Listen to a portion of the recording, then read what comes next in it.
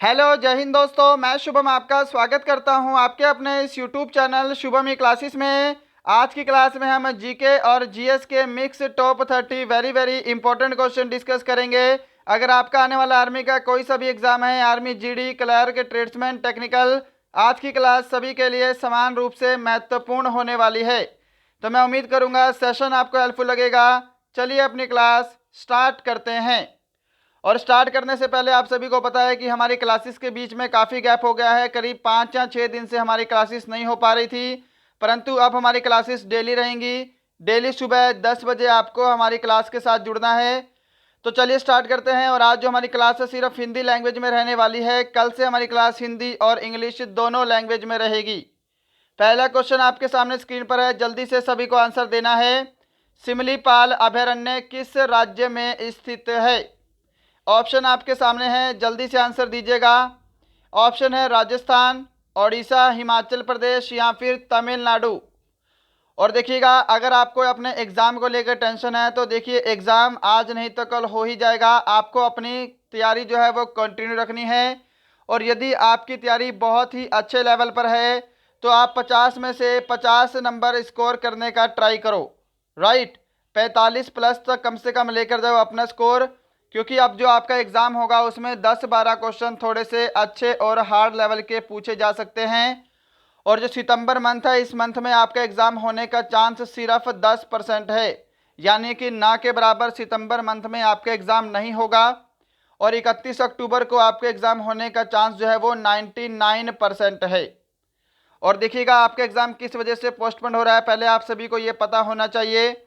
कोविड-19 की third wave का reason दिया हुआ है आपका एग्ज़ाम पोस्टपोन होने के लिए, जो कि सितंबर मंथ में एक्सपेक्टेड है। कोविड-19 की थर्ड वेव, अगर कोविड-19 की थर्ड वेव सितंबर मंथ में नहीं आती है और अक्टूबर के फर्स्ट वीक में नहीं आती है तो आपका एग्ज़ाम जो है वो 31 अक्टूबर को फाइनल है।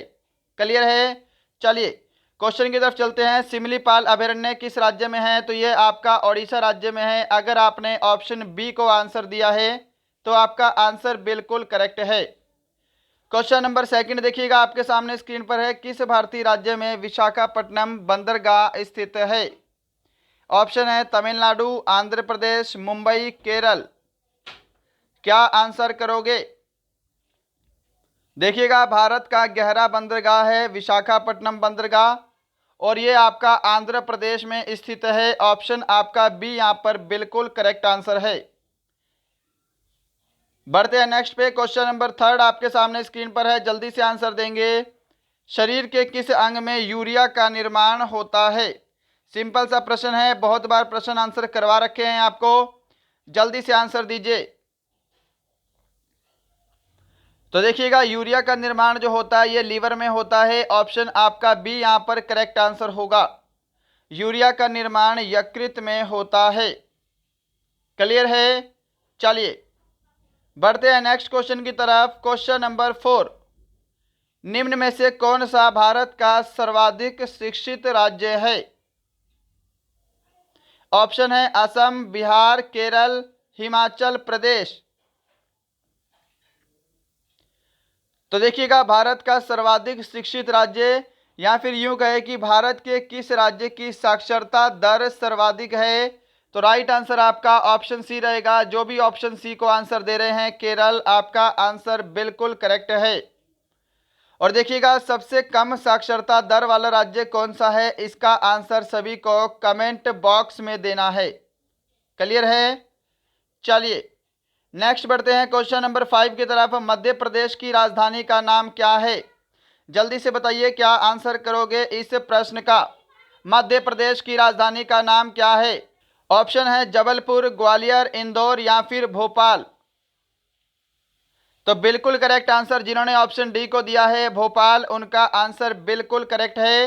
सभी को आंसर मैच करना है और लास्ट में सभी का स्कोर मुझे कमेंट बॉक्स में चाहिए ही चाहिए। क्वेश्चन नंबर 6 आपके सामने है, नीरज चोपड़ा का संबंध किस राज्य से है? तो देखिए, नीरज चोपड़ा ने अभी अभी क्या किया है, भाला फेंक में गोल्ड मेडल जीता है ओलंपिक में। तो पहले आपको पता होना चाहिए किस खेल से संबंधित है, तो जेवेलिन थ्रो। और ये किस राज्य से हैं? तो ये हरियाणा से है, ये आप सभी को पता होना चाहिए। और हरियाणा में पानीपत डिस्ट्रिक्ट। क्लियर है? ऑप्शन आपका सी यहां पर बिल्कुल करेक्ट आंसर है। नेक्स्ट है क्वेश्चन नंबर 7 आपके सामने।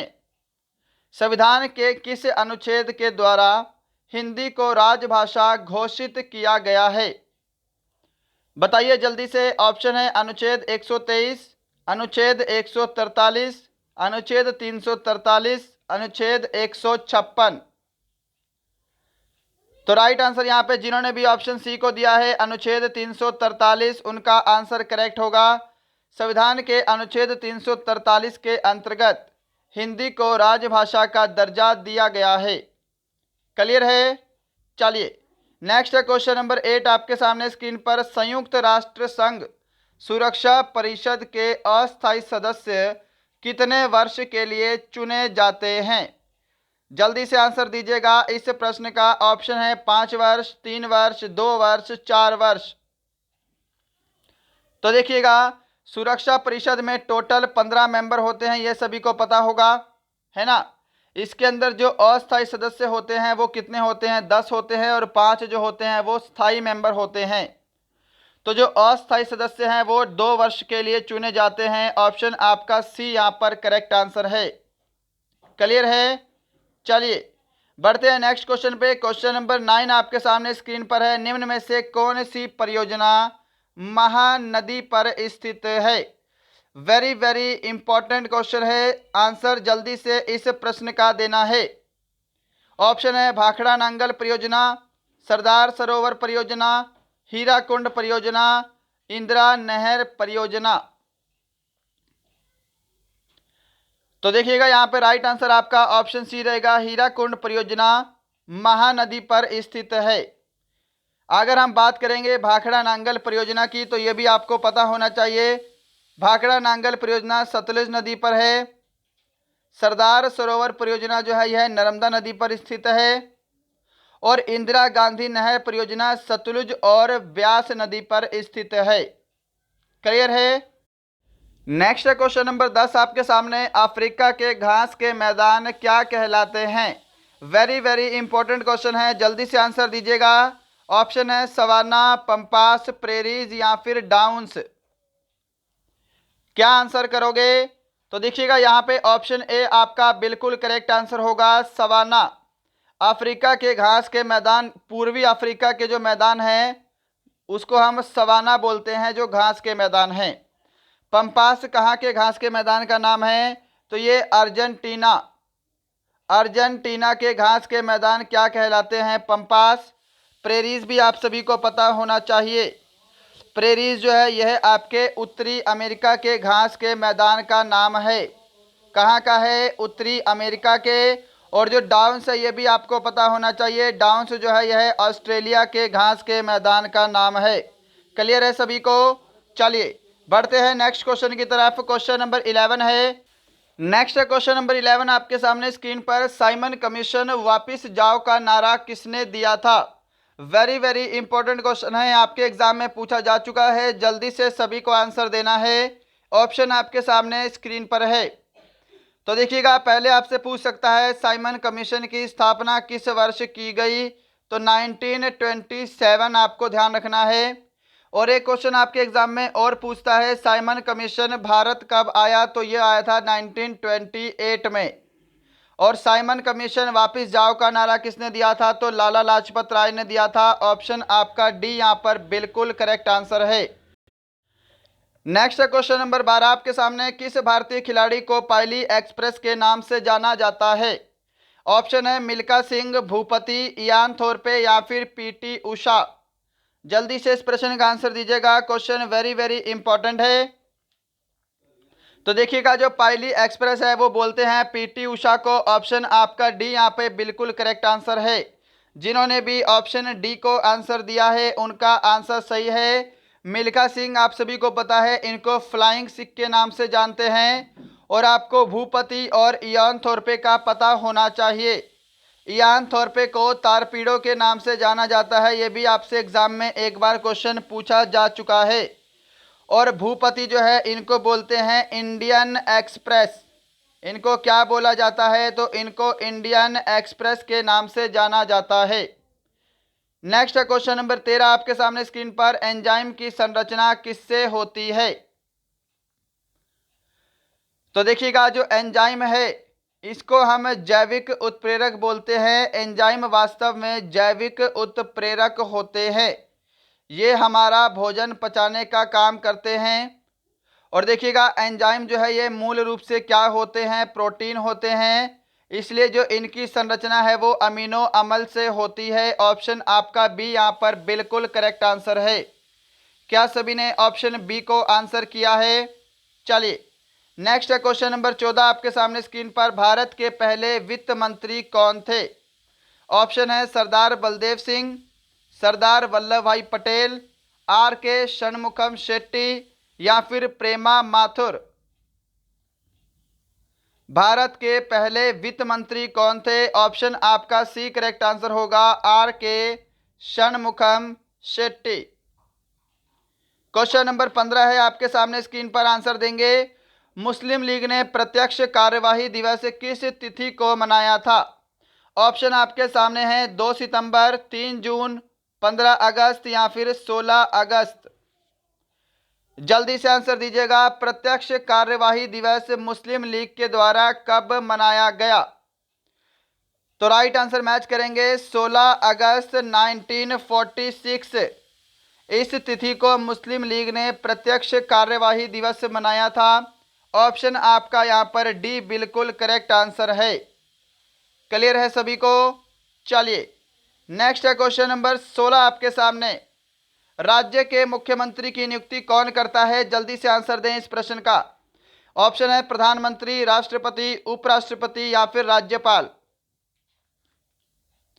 तो राज्य के मुख्यमंत्री की नियुक्ति कौन करता है? गवर्नर करता है। ऑप्शन आपका डी बिल्कुल करेक्ट आंसर है। अगर आप सभी ने ऑप्शन डी को आंसर दिया है तो आपका आंसर राइट है। क्वेश्चन नंबर 17 आपके सामने है स्क्रीन पर, वारली किस राज्य के प्रमुख चित्रकला शैली है? ऑप्शन है महाराष्ट्र, कर्नाटक, गुजरात, तमिलनाडु। जल्दी से आंसर दीजिएगा। वारली किस राज्य की प्रमुख चित्रकला शैली है? बिल्कुल करेक्ट आंसर आपका ऑप्शन ए रहेगा। वारली जो है यह महाराष्ट्र की प्रमुख चित्रकला शैली है। क्लियर है?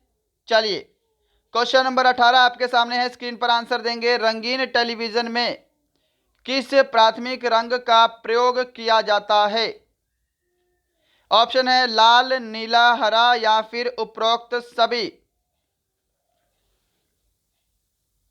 तो मैच करिएगा, जो भी आंसर ऑप्शन डी दे रहे हैं उपरोक्त सभी, उनका आंसर करेक्ट है। क्वेश्चन नंबर 19, दक्षिणी ध्रुव प्रदेश अंटार्कटिका में स्थित भारत के स्थायी अनुसंधान केंद्र का नाम क्या है? ऑप्शन बोल देते हैं दक्षिण भारत, दक्षिण निवास, दक्षिण चित्र या फिर दक्षिण गंगोत्री। तो ध्यान रखिएगा, अंटार्कटिका में स्थित भारतीय अनुसंधान केंद्र का नाम क्या है? तो दक्षिण गंगोत्री है। जिन्होंने भी ऑप्शन डी को आंसर दिया है उनका आंसर यहां पर बिल्कुल करेक्ट है। नेक्स्ट है क्वेश्चन नंबर 20 आपके सामने स्क्रीन पर, जल्दी से डिस्कस करेंगे प्रश्नों को। क्वेश्चन नंबर 20 है, निम्नलिखित में से कौन सा जोड़ा बिल्कुल सही है? जल्दी से आंसर दीजिए। ऑप्शन है असम, ईटानगर, अरुणाचल प्रदेश, गुवाहाटी, त्रिपुरा, अगरतला या फिर नागालैंड, शिलोंग। जल्दी से आंसर दीजिएगा। क्वेश्चन नंबर 20 का राइट आंसर क्या है? तो देखिएगा, ऑप्शन सी आपका करेक्ट आंसर होगा। त्रिपुरा की राजधानी क्या है? अगरतला है। ये आपका बिल्कुल करेक्ट है। आसाम की राजधानी क्या है? दिसपुर है। अरुणाचल प्रदेश की राजधानी क्या है? ईटानगर। और साथ में आपको नागालैंड की कैपिटल भी पता होनी चाहिए, कोहिमा। तो ये तीनों की तीनों जो है ये मैचिंग नहीं कर रहे थे। ऑप्शन सी आपका त्रिपुरा सही है। त्रिपुरा की कैपिटल क्या है? अगरतला। नेक्स्ट है क्वेश्चन नंबर 21 आपके सामने स्क्रीन पर, आंध्र प्रदेश और तमिलनाडु के तटीय भूभाग को क्या कहते हैं? जल्दी से आंसर दीजिएगा। ऑप्शन है कोंकण तट, कोरोमंडल तट, मालाबार तट या फिर इनमें से कोई नहीं। तो क्या आंसर कर रहे हो? जो भी आंसर ऑप्शन बी को दे रहा है कोरोमंडल तट, उनका आंसर बिल्कुल करेक्ट है। कोरोमंडल तट को पूर्वीय भारतीय तट भी बोला जाता है, ये भी आप सभी को पता होना चाहिए। ऐसे ही मालाबार तट है, इसको दक्षिणी तट के नाम से भी जाना जाता है। क्लियर है? चलिए नेक्स्ट है क्वेश्चन नंबर 22। निम्न में से किस खनिज में ऑक्सीजन नहीं होती है?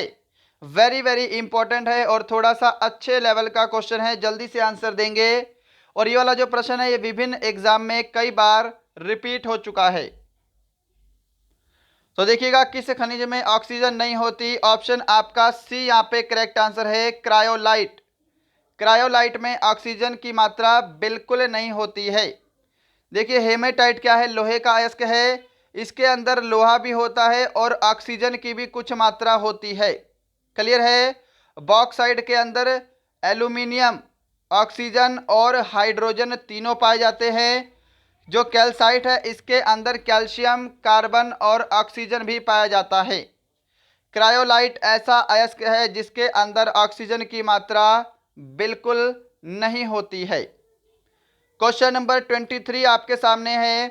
निम्नलिखित में से किसको पेंसिल में प्रयुक्त किया जाता है? सबसे सिंपल प्रश्न और सभी का बिल्कुल करेक्ट होना चाहिए। तो पेंसिल में प्रयुक्त किए जाने वाला पदार्थ कौन सा है? ग्रेफाइट है, ऑप्शन बी करेक्ट आंसर है। और ये क्या है? कार्बन का एक अपरूप है। क्लियर है? चलिए क्वेश्चन नंबर 24 आपके सामने स्क्रीन पर है। वायु में ध्वनि का वेग तापमान के घटाने से बढ़ता है, समान रहता है, घटता है या इनमें से कोई नहीं? जल्दी बताइए क्या आंसर करोगे। और अगर आपने अभी तक हमारा सेशन लाइक नहीं किया है तो लाइक ज़रूर करेंगे। और यदि आपको लगता है हमारी क्लासेस आपके आने वाले एग्जाम के लिए हेल्पफुल हैं तो चैनल को सब्सक्राइब करें और वीडियो को अपने एक या दो फ्रेंड के साथ ज़रूर शेयर किया करें। राइट आंसर क्या रहेगा? ऑप्शन सी रहेगा, घटता है। वायु में ध्वनि का वेग तापमान के घटाने से घटता है और तापमान के बढ़ाने से बढ़ता है। 25 नंबर क्वेश्चन, पेरिस्कोप किस सिद्धांत पर काम करता है? जल्दी से आंसर दीजिएगा। और देखिएगा इसका पीडीएफ आपको हमारे टेलीग्राम चैनल पर मिल जाएगा। और पुरानी जो है 7-8 वीडियो की पीडीएफ जो है आपको नहीं मिली है अभी तक, क्योंकि हमारी 5-6 दिन से क्लासेस भी नहीं हो रही थी और थोड़ा सा बिजी भी चल रहा था। तो आज जो है आपकी जितनी भी पुरानी पीडीएफ है वो अपलोड हो जाएंगी और इस क्लास की पीडीएफ भी आपको हमारे टेलीग्राम चैनल पर मिल जाएगी। क्लियर है? तो टेलीग्राम चैनल का लिंक डिस्क्रिप्शन में है। अगर आपने टेलीग्राम ज्वाइन नहीं किया है तो जाके टेलीग्राम चैनल को ज्वाइन कर सकते हैं। आप चाहे तो हमारे साथ इंस्टाग्राम पर भी जुड़ सकते हैं, इंस्टाग्राम का लिंक भी आपको डिस्क्रिप्शन में मिलेगा। तो देखिएगा जो पेरिस्कोप है यह परावर्तन के सिद्धांत पर काम करता है। आपका ऑप्शन डी बिल्कुल करेक्ट आंसर है। क्वेश्चन नंबर 26 आपके सामने स्क्रीन पर है। नींबू में खटास किस चीज की होती है? सिंपल सा प्रश्न है, थोड़ी सी लैंग्वेज घुमाई है।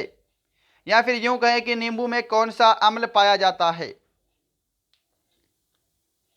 राइट आंसर क्या रहेगा आपका? ऑप्शन डी रहेगा, सिट्रिक अम्ल के कारण नींबू में खटास होती है। एसिटिक अम्ल किस में होता है? आंवले में होता है, पता होगा। एस्कॉर्बिक अम्ल क्या है? विटामिन सी का रासायनिक नाम है। 27 नंबर क्वेश्चन देखिए। अस्थियों और दांतों में मौजूद रासायनिक द्रव्य है। जल्दी से आंसर दीजिएगा, राइट आंसर क्या होगा? ऑप्शन है calcium phosphate, calcium chloride, calcium sulphate, calcium eliminate. तो अस्थियों और दांतों में जो मौजूद रसायन है वो है कैल्शियम फास्फेट। ऑप्शन ए आपका बिल्कुल करेक्ट आंसर है। क्वेश्चन नंबर 28 आपके सामने है। और देखिएगा 30 प्रश्नों के बाद एक प्रश्न होमवर्क के लिए मिलेगा, होमवर्क भी लेकर जाइएगा। पाचन क्रिया के दौरान प्रोटीन डैश में बदल जाता है? विटामिन, खनिज लवण, अमीनो अम्ल, इंसुलिन। क्या आंसर करोगे? आंसर मैच कीजिएगा। अगर आप सभी ने ऑप्शन सी को आंसर दिया है, अमीनो अम्ल आपका करेक्ट आंसर है।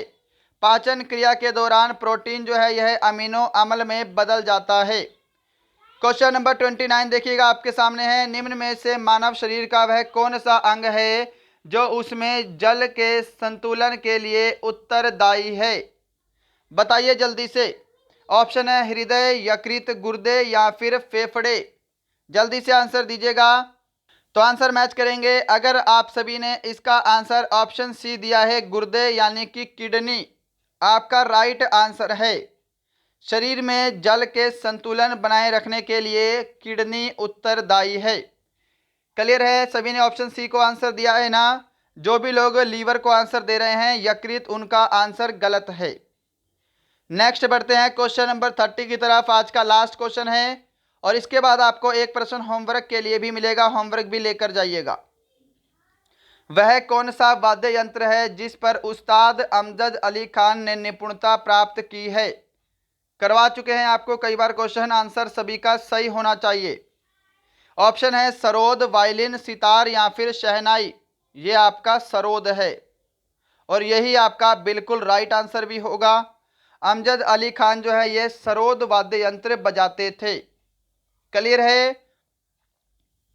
तो दोस्तों ये थे आपके top 30 very very GK and GS के मिक्स प्रश्न। मैं उम्मीद करूंगा क्लास आपको हेल्पफुल लगी होगी। ये वाला प्रश्न होमवर्क का है, इसका आंसर कल की क्लास में डिस्कस करेंगे। अरुणधति राय किस पुस्तक की लेखिका हैं? Depression, my childhood days, God of small things या फिर a brief history of time. इसका आंसर कमेंट बॉक्स में दीजिएगा, कल की क्लास में डिस्कस करेंगे इस प्रश्न को। और बताइएगा इन 30 प्रश्नों में आज आपका टोटल स्कोर कितना है।